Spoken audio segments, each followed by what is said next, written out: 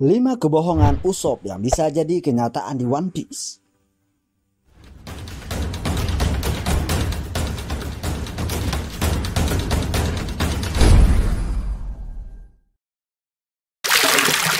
Sepanjang cerita One Piece, tak sedikit kebohongan Usopp yang menjadi kenyataan. Sampai perkataan Usopp kadang dianggap seperti bocoran cerita dari Oda. Pertanyaannya, apalagi kebohongan Usopp yang masih belum terwujud dan menjadi kenyataan? Yuk, simak daftarnya dalam video ini.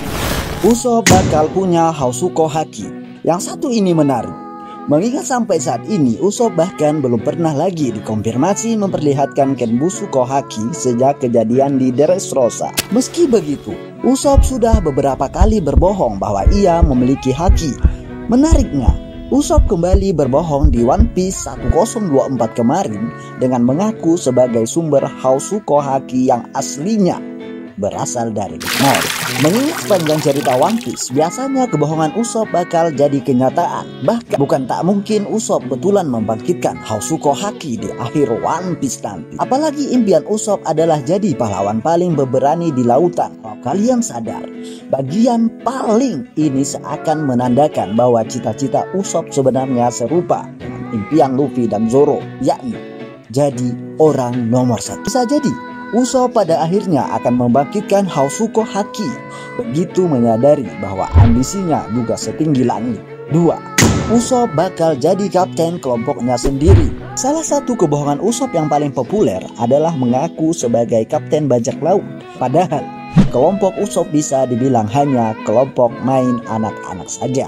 Bahkan di awal-awal setelah bergabung dengan Luffy, Usopp beberapa kali meminta dipanggil kapten oleh siapapun yang ia temui. Namun sampai sekarang Usopp masih belum bisa dibilang berhasil memimpin kelompoknya sendiri. Armada besar topi jerami yang sempat ikuti perintahnya pun tidak benar-benar menganggap Usopp sebagai kaptennya.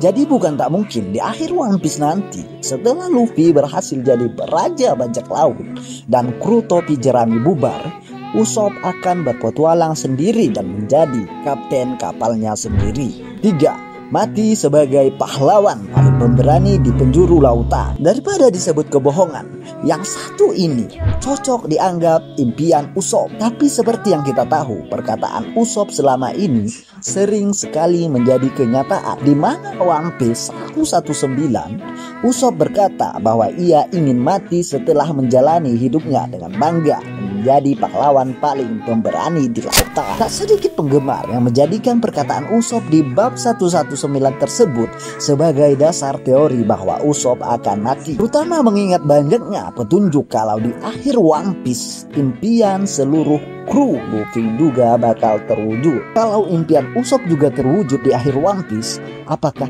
ini berarti Usopp bakal mati dan diakui sebagai pahlawan paling pemberani di lautan? 4.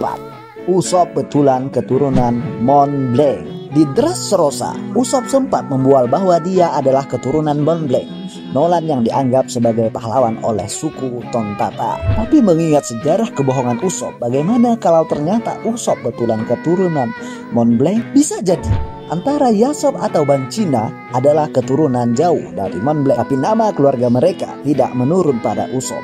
Seperti yang kalian tahu, Usopp sampai sekarang tidak ada petunjuk memiliki nama keluarga. Seperti Sanji yang ternyata memiliki nama keluarga. Bagaimana kalau ternyata nama keluarga Usopp sebenarnya adalah Mont Blanc? 5. Usopp bakal kalahkan 10 raksasa di awal Skypiea. Kalian tentu ingat kalau kru topi jerami sempat melihat bayangan raksasa yang seram. Usopp kemudian berbohong pada Chopper bahwa jika dia mau, dia bisa mengalahkan para raksasa tersebut. Usopp bahkan menambahkan bahwa dia pernah mengalahkan 10 raksasa seperti mereka. Mengingat Usopp ini diteorikan bakal tiba di Elbaf, mungkinkah Usopp bakal bertarung dengan para raksasa di sana dan menang?